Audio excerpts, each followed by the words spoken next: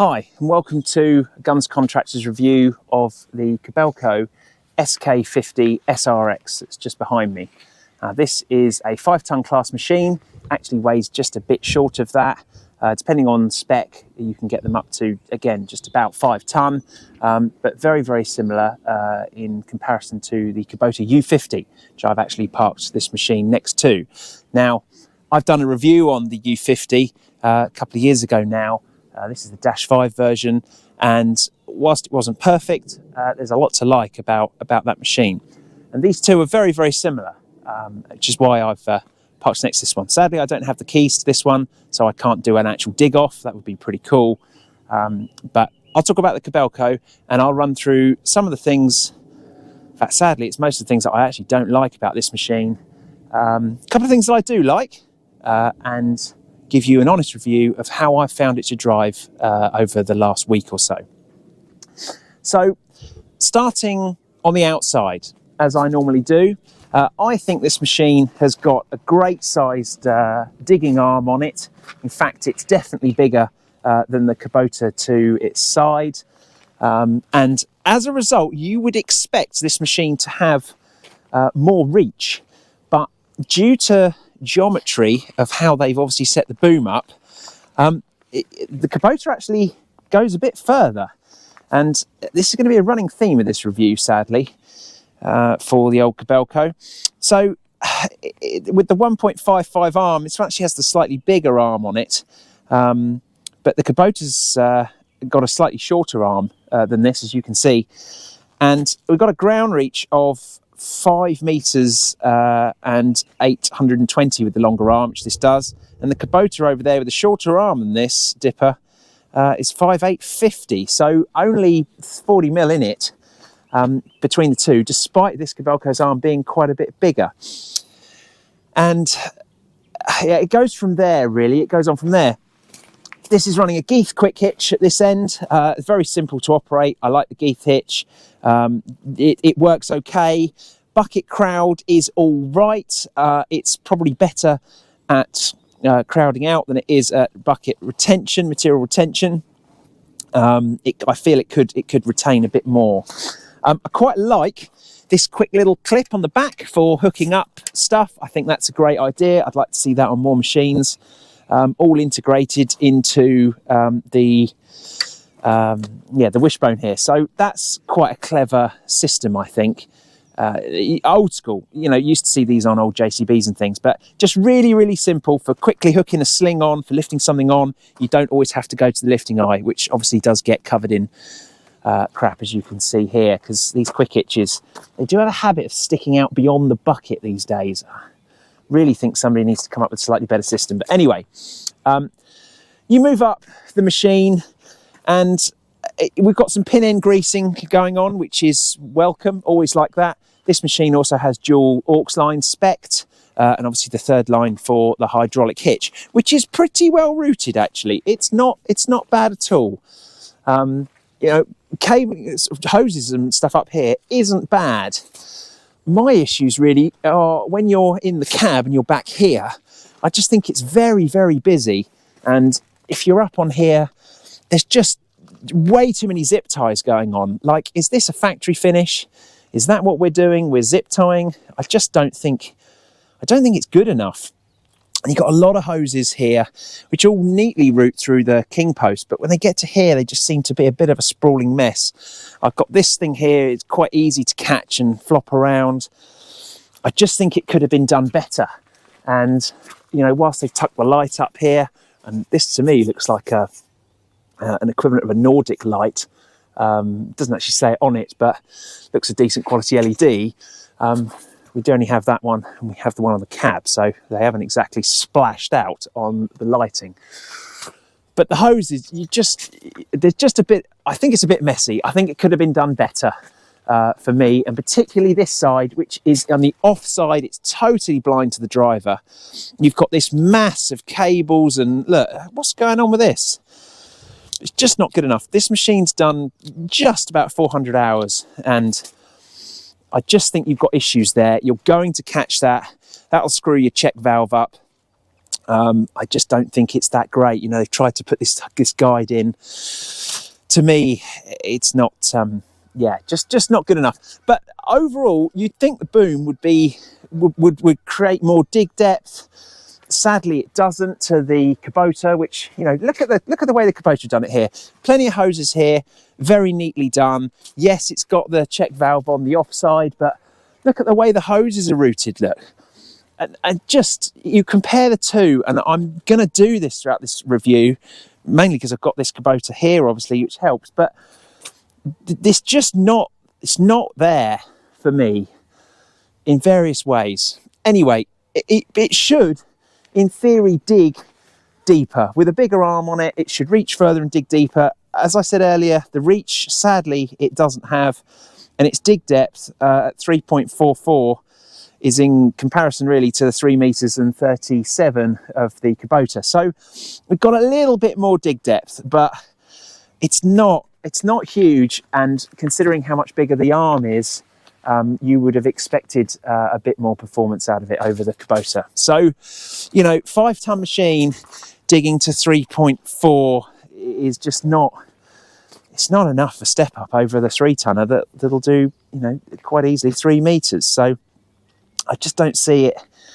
Yeah, I just think they could have done more with that. Moving around, the blade, for me, I don't think it's tall enough. I quite like this big step on top. That's good. You know, it's not sharp like the Cats can be. And there is plenty of room here for material to get down and fall away from the blade, which I think is good. Nice and thin, you know, it doesn't build up material too much. You do get some material around the slew ring, but it's not too bad, you know, as far as material sitting up on the blade. The ram for the blade, I think, is a bit small, and in all honesty, it does struggle to lift the machine a bit, especially if you've got anything in the bucket or your arms out. It does struggle a bit, and it needs a bit of help. Which, again, I just think, why couldn't we have had a bit of a bigger ram on there? It wouldn't have hurt it. And these hoses, you know, they end up hanging down a bit, and you can already see the metal sheathing's got a bit of damage on it there. It's just not quite there. You know, you compare against the Kubota, you've got this much bigger area here, chunky. The routing for the hose is, it's just up a bit more and a little bit better to me. But anyway, moving on around the machine, you've got this. This is like an access, but it's not lockable. It's just sprung loaded, and then you can get into some of the servo, you know, hoses and your accumulator and things. And I'm really not sure why this isn't lockable. I mean, anyone can get in there. It's not lockable. Why is it not lockable? I just think if you were a bit of a nasty person, you could get in here and cause some damage, nicely hidden away. I don't think it really improves the access hugely, and I just don't understand why it's there. There's no grease gun holder. There's no reason to be in there and out that often, and it's just, yeah, I just see that as an issue really, which isn't great. Moving around, we've got actually decent cab opening. This is not a bad machine to get in and out of, and I'll cover the cab in a minute shortly. No, as I say, no other toolbox or anything around here. You've got plenty of panels that unbolt. So, you know, again, why have we got that panel around the front? It could have been bolted. There's plenty of other bolted ones around here. But then you've got your main access to your engine. Now, this, weirdly, for some reason, it doesn't have like an automatic stay. You have to use this thing here. Now, that might be convenient for some people when they're just pulling it out, but the wind can catch that and blow it about. I think that's probably a bit naff. Why couldn't we have had an auto latching thing? But otherwise, you know, engine access isn't bad. This is a reduced tail swing machine. It gets about 190 mil of tail overhang when it's turned 90 degrees to the tracks. Yanmar 4-cylinder engine. If I just recall my specs. So this runs the 4-cylinder 2.2 litre Yanmar engine, and that's in comparison to a 3-cylinder 1.8 litre in the Kubota. Now, the Kubota generates 29 kilowatts at 2,200 RPM, And one of my criticisms with this machine is it only generates 27.7 kilowatts at 2,400 RPM. And when I drive it, you will hear me say that this machine just revs. It just seems to make noise. It doesn't seem to have any more power. And sadly, that is one of my other criticisms of it. So again, really, the Kobelco with a smaller engine has actually got more power than this, sadly. Although I'm a big friend of no replacement for displacement. So I think a bigger engine is no bad thing. Sadly, this one is also revving more to produce less power, and that just goes against the grain for me. I don't know why they haven't been able to extract more out of this machine when Kubota have, you know, got quite a bit more out of their little 3-cylinder unit in these machines. Anyway, access is okay. Your oil filter, your dipstick, you've got fuel filter here, you've got your sediment fuel bowl, etc. here. Nice and easy to get to. Air filter is up here, nice and easy. And you can check on your coolant levels and stuff, all pretty straightforward. Getting to the fan belt isn't horrendous, although adjusting it to get to the alternator would be. Now, these machines, they run a very strange system of where the exhaust goes. You'll notice there's absolutely no area around here for the exhaust or anything like that. It's not on the top. What it actually is underneath the machine. It's under down here, and it comes out. You've got vents here where the engine vents as such, the heat vents, and the exhaust actually comes out over here, under the machine, which is an attempt by Kobelco to improve sound. So they call it the INDR plus E system. Can't remember what that stands for these days now. In fact, here it is, the Integrated Noise and Dust Reduction Cooling System, which this also has the plus E, which is for the exhaust.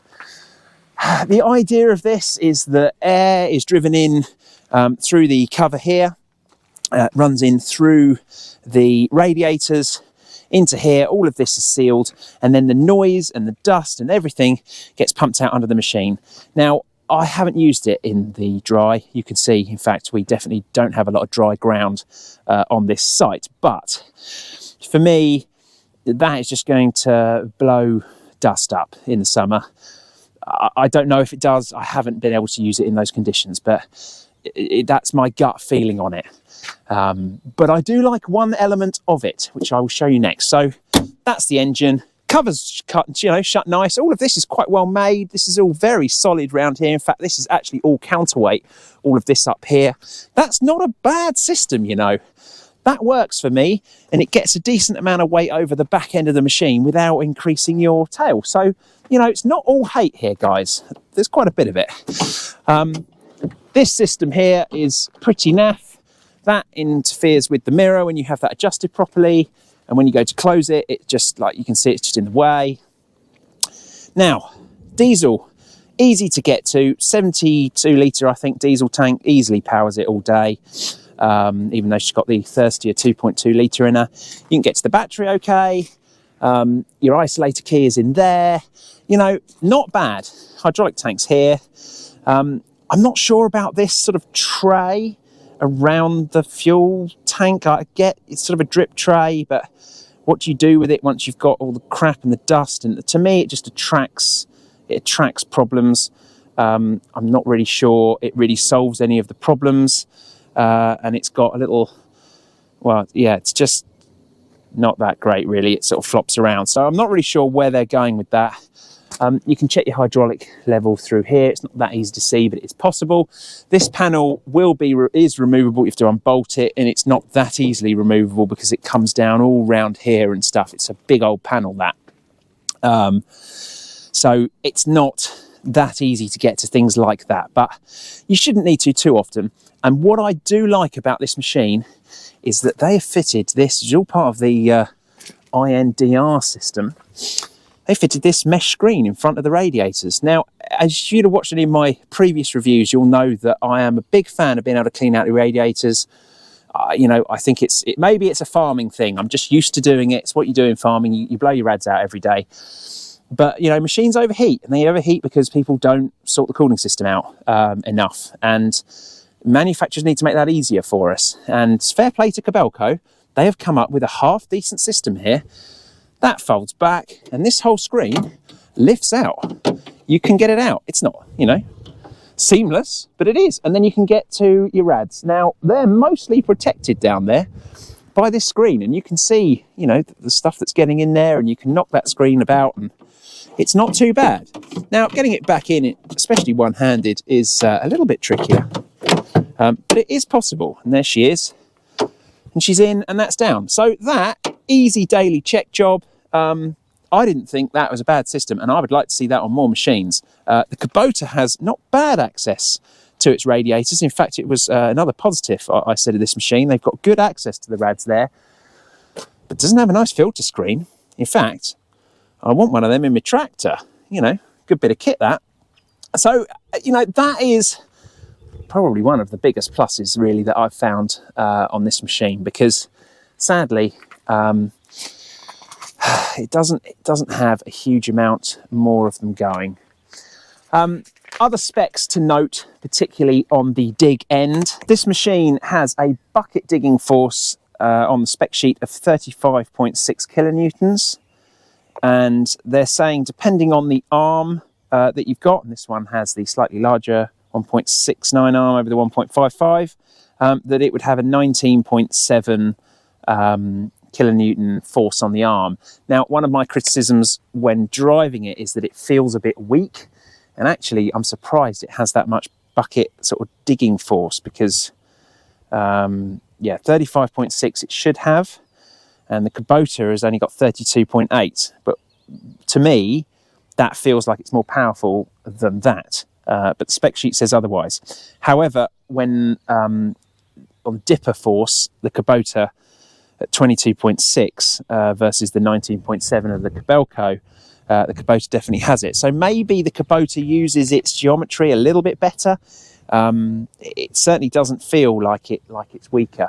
The ram is slightly smaller on the Kubota, but it is marginal. I believe the Kobelco is more powerful, but when you're driving it, it doesn't feel it to me, which is again a little bit of a shame. Now, there are some options that this machine doesn't have. It doesn't have the floating blade option. It's an option. It doesn't have the angle blade option. Pretty rare in this country, but you know, it is an option on here. But yeah, sadly, it doesn't have that stuff. Anyway, one last thing to mention here is tracking and tracking speed. I personally didn't feel it had a great amount of tractive effort. Yeah, just felt a bit weak in the tracks to me, especially against the Kubotas, which are pretty good actually. They're tough old machines, and you just feel like it'll tug you about, and they're quite quick as well. This thing feels slow, and it doesn't feel like it's got the tractive effort. Now, Kubota tell us what Kobelco tell us what the drawbar pulling force is. Kubota don't, so it's very difficult to compare these numbers for numbers, but speed-wise, this will do 4.2k in top speed and 2.2k in tortoise.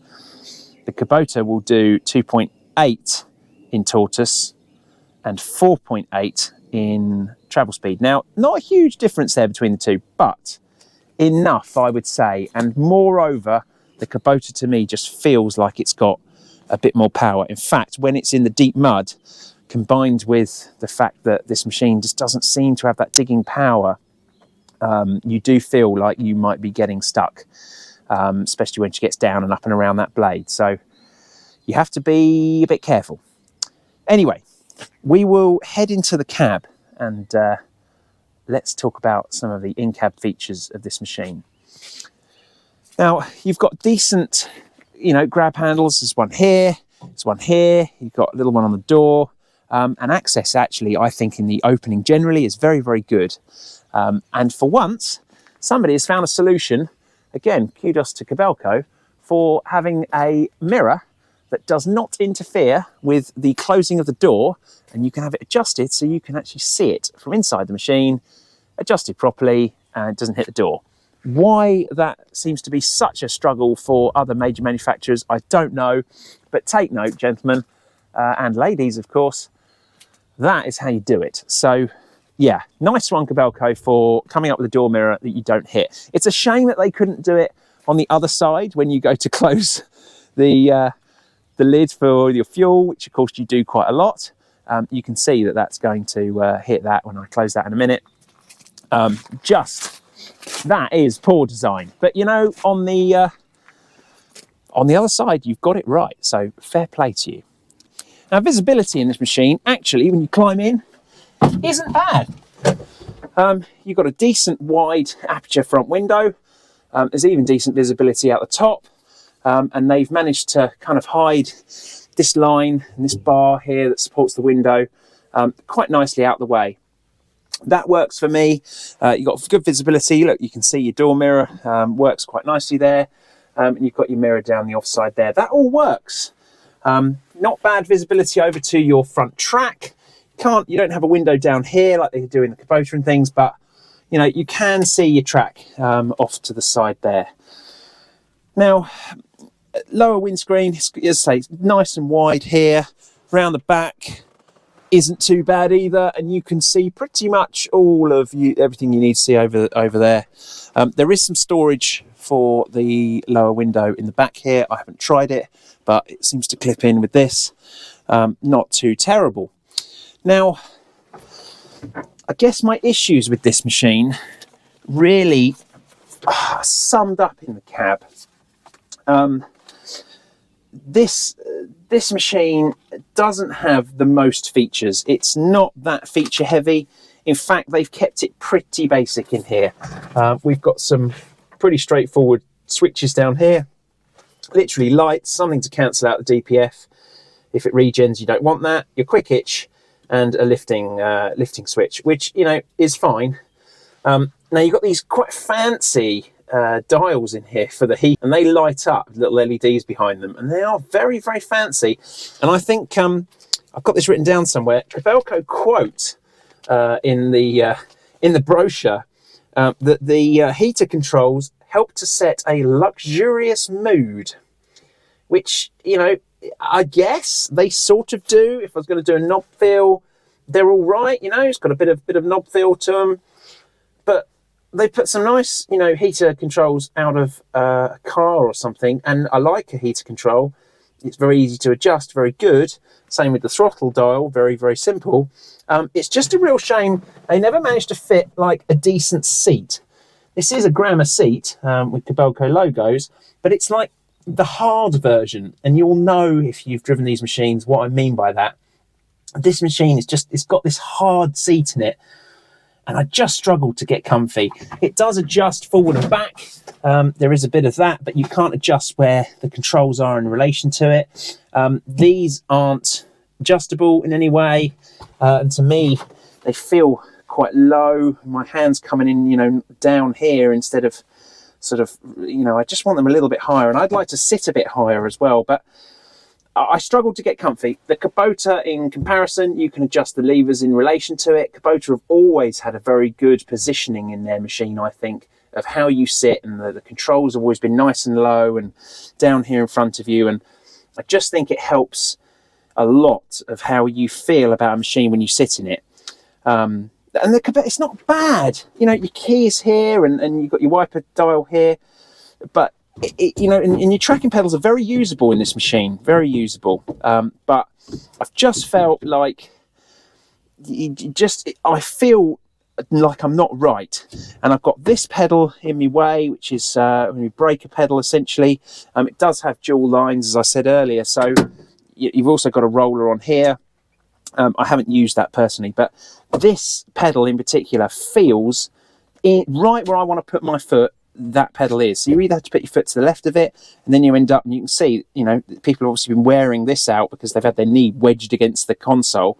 And on the right, you've got your offset pedal, which again, at least you can flip that over and rest your foot on it. You know, it's not too bad, but that pedal is right where you don't want it. And if you're not using it that often, which you don't tend to, I just think, why couldn't we have had that up on this blank lever over here? It's got all this room for a nice roller, you know, you could do something with that. But we haven't. Got one side has got it. Sadly, we're still on the pedal for that. And of course, you could probably delete that as well if you had the switch over, like a lot of machines do. Anyway, it just, things like that are a little bit far behind. Now, this is the newer version of this machine. Can't remember which dash we're on now. It may even be the dash 7 of these Kobelcos. And they've managed to fit the wiper. They've repositioned the wiper, they tell us, and they fitted it up here. Now, that is sort of out of the way. I understand why they've gone with that. But what it does is it wipes up the screen, and it leaves a big gap here of stuff that isn't cleared, which, of course, is mostly the area you're kind of working in. And then what it does is it gets up to here, and it leaves this line of water that's wiped up the screen that then just slowly, if you don't have it on constantly, just winds its way down the windscreen at you constantly. And that is one of the most frustrating things if you're driving this machine in the rain. You don't want that wiper on all the time. There's no intermittent setting. And if you wash the windscreen, it's even worse, because obviously then you just get like the washer soapy fluid just rolling down the windscreen at you. And of course, you put another wipe on, all it does is push it back up, and then it comes back down at you again. So it leaves smears. It's awful. It's just terrible. That wiper is just, I get why you put it over there. It's kind of out the way, but it doesn't clear the bit of screen that you really want to clear.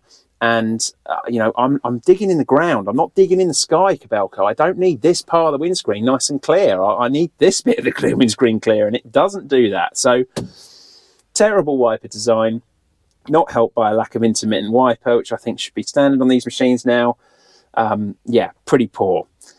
Back on the heater controls, setting the luxurious mood over here.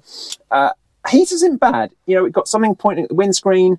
We've got something pointing at your knee here, and plenty of controls and a bit round the back. And there is actually one to my left as well, which is over by the radio.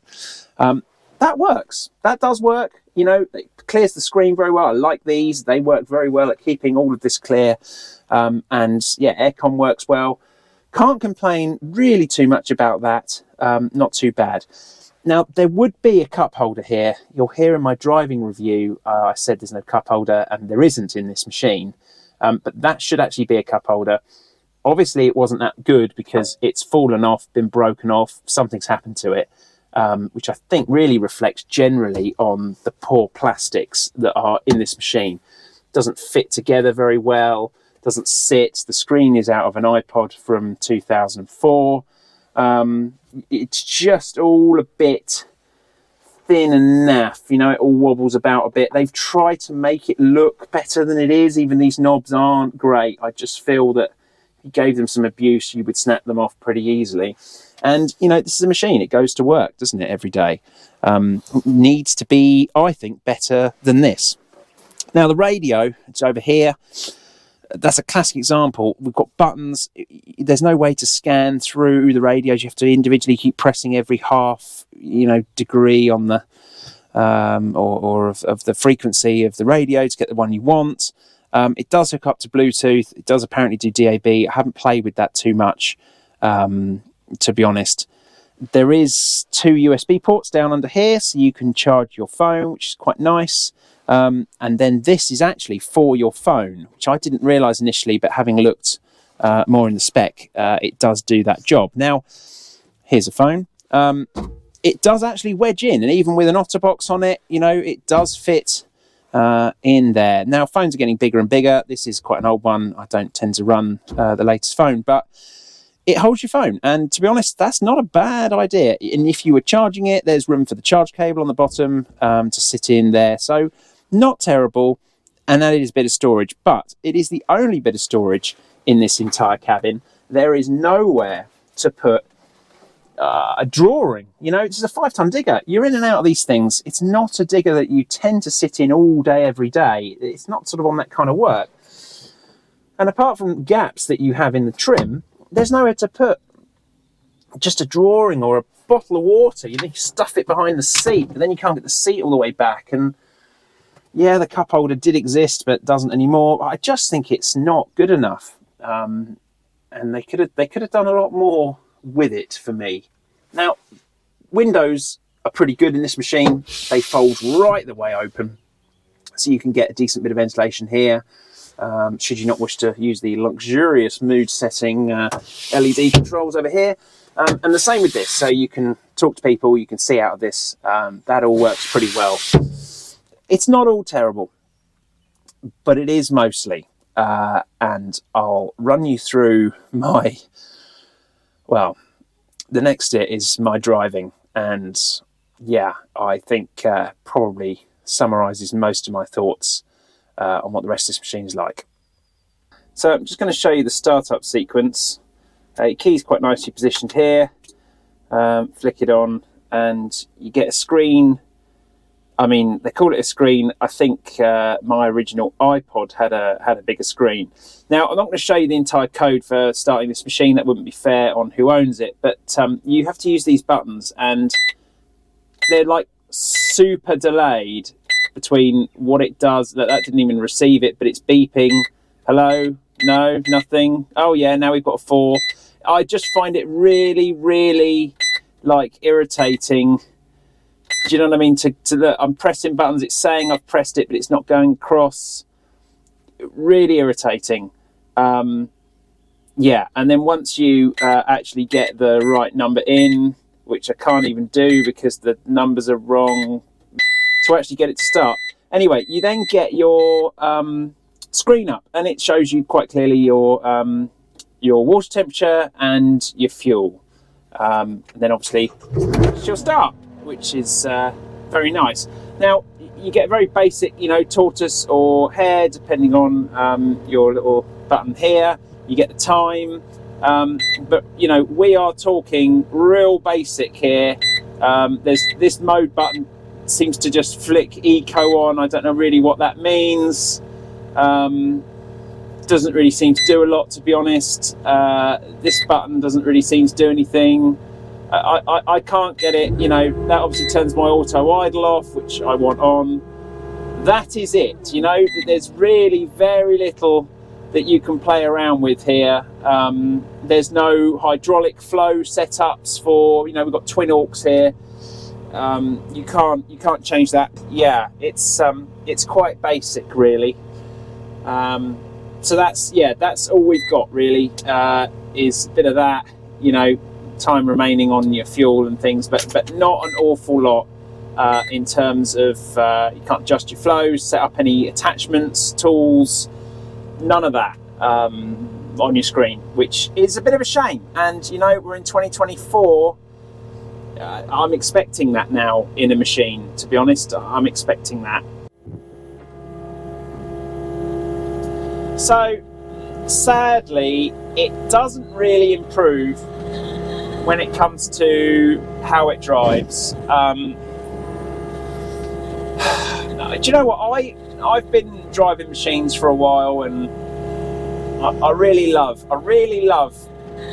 machinery. I really do, but I try and do these reviews and be fair and try and give something that I like about every machine. You know, I know I've reviewed a lot of JCBs and people think, oh, he's just a JCB lover. Well, I'm actually not, but you know, I'm fairly critical of JCB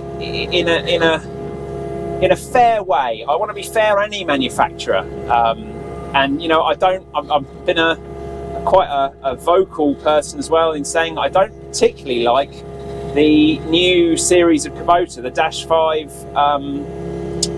U50 that I've driven. You know, I gave a fair review on that, but you know, I really don't like the way they drive. Comparable machine for this, really, but it's just, the Kubota is way too sharp when you drive it. There's quite a few compromises. Nice design, you know, good screen, quite a comfortable place to sit.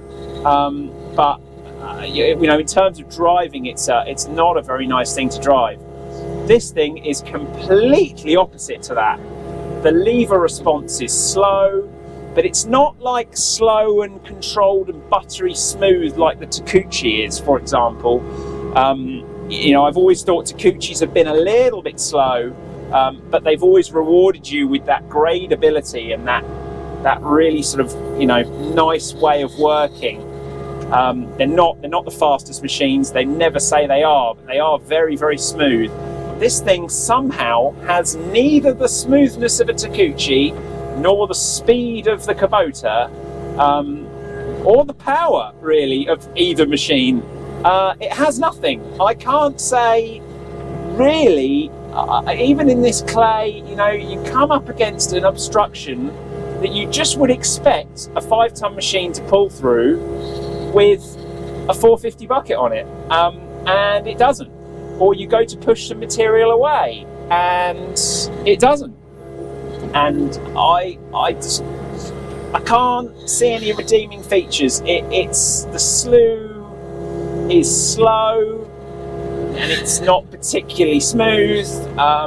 The control's the same. The ergonomics of this, I know I haven't adjusted the wrist rests, but the levers feel like they're too high for the wrist rests. I'd need to lift them up a bit, but they're not particularly long anyway, as I said. So it really doesn't make for a very nice operating experience. You know, we've got one roller on the side here, but why have we not got our other auxiliary on an aux here? You know, we could have flattened the floor up, we could have given that a bit more leg room. My knee wouldn't have to be constantly pressing against this left-hand console. I'm struggling to find something I like. I've even had a look at the offset. You know, I thought normally these Japanese machines very good with the offset. Well, to the right, I think that's pretty poor. It is better to the left. Difficult probably to see on camera. Doesn't quite go 90 degrees, but it's not bad. You know, I've had better though. I think you could get a few more degrees out of that. So it's not fantastic in the offset, and I'd have thought it should have been, because the boom, see how it knocks about? This machine's done 300 odd hours and look at it. That is awful. That's build quality. It's not in the boom, it's somewhere down in the king post. It's rocking about. Yeah, I try and be fair. I think every manufacturer has their, has their good sides. Anyone, you know, but I'm struggling to find things on this particular Kobelco. Now, at the farm back at home, we've got an older New Holland. It's actually E80, I think they call it. But the SK75, as it's known in Kobelco terms, really a machine that hasn't changed a lot.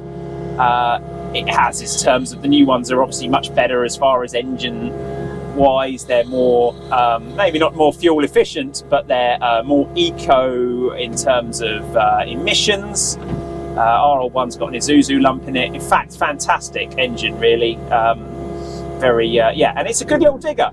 And if I think about this machine in terms of when that machine was made, you know, 2006, I think that is, 2005, 2006, then this would be a machine that I would expect to be sitting in back in 2006.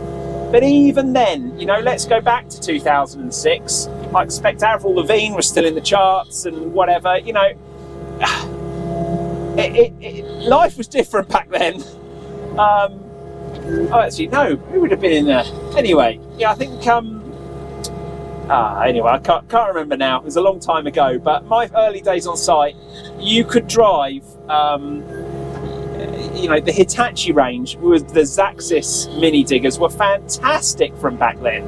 Absolutely brilliant little machines. And that would have run rings around this. Kubota were in the middle of there. The KX71, I always forget the numbers from Kubota back then. They didn't really make that much sense in terms of the size of the machine. But fantastic digs. Look, the slew, that's as fast as it goes. This machine would have been outdated back then, really. The cab would have been comparable, but in terms of productivity, performance, I just think it wouldn't even have been that competitive back in 2006. And that's what it feels like to me. This digger feels like it belongs in a different decade. In 2006, a long time ago, people. It was 18 years ago. So, you know, long time ago. And I think we're in 2024 here. And I think, Kobelco have a very, very loyal following, particularly in their larger machines. Very, very well regarded. A lot of people, you know, saying that they're they're comparable to the Hitachis and the Volvo machines that, you know, people tend to rate in this kind of, on that kind of size.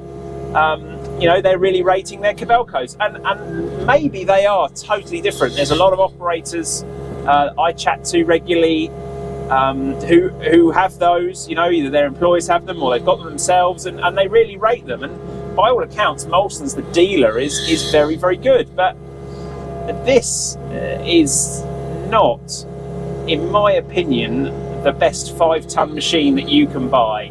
I think there's an awful lot out there that would trump this, and I think that's a bit of a shame, because it doesn't seem to have, to me, the things that the guys have said about their Kobelcos, you know, the smoothness and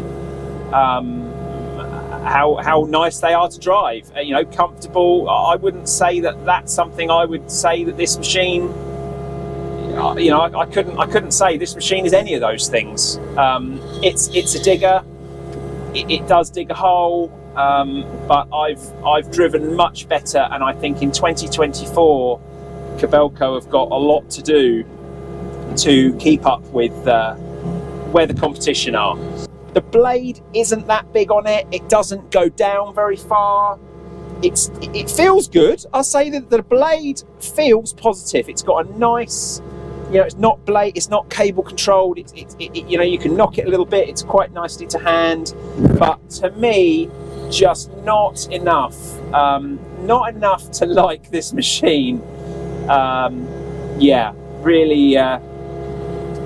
really struggled with it, and I have to say, after being in it for probably only 3 or 4 hours today, it's not very comfortable. The seat is very hard. There's not a huge amount of adjustment.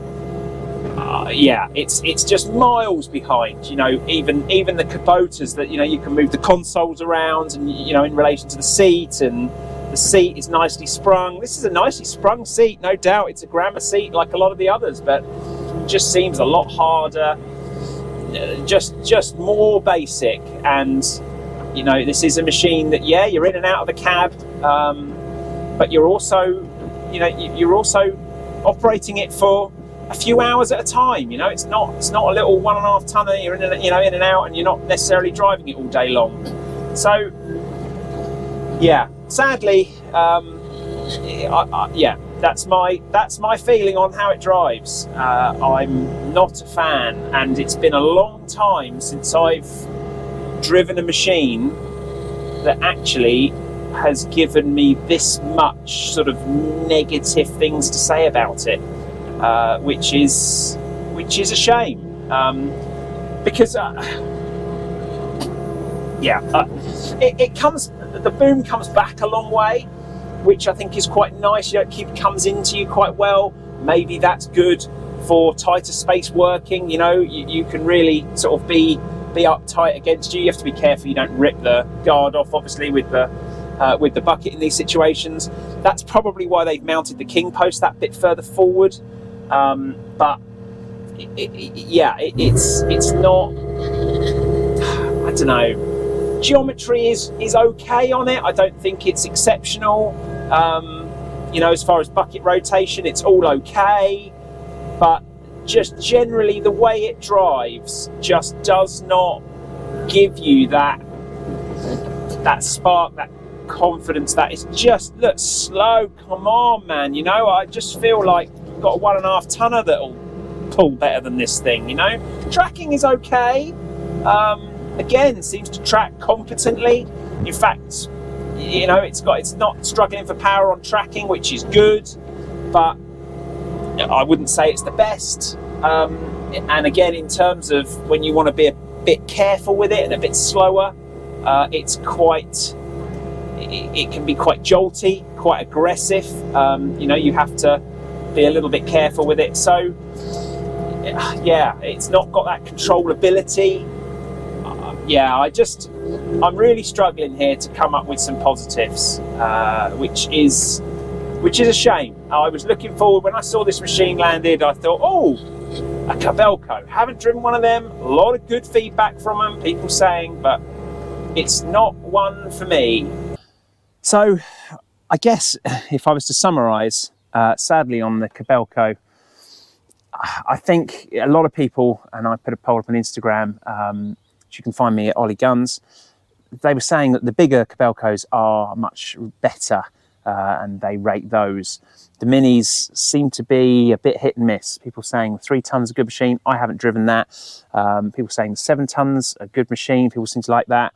Again, haven't driven a new one of those. We've got an older one at the farm, which is actually a New Holland sort of skinned one. They used to do the New Holland colours, but it is a Kobelco underneath. And that isn't a bad digger for a mid-2000s digger.